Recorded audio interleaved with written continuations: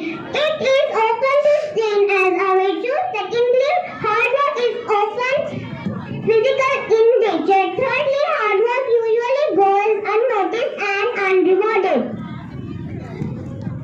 Now, I will tell you about smart work. Smart work is defined as working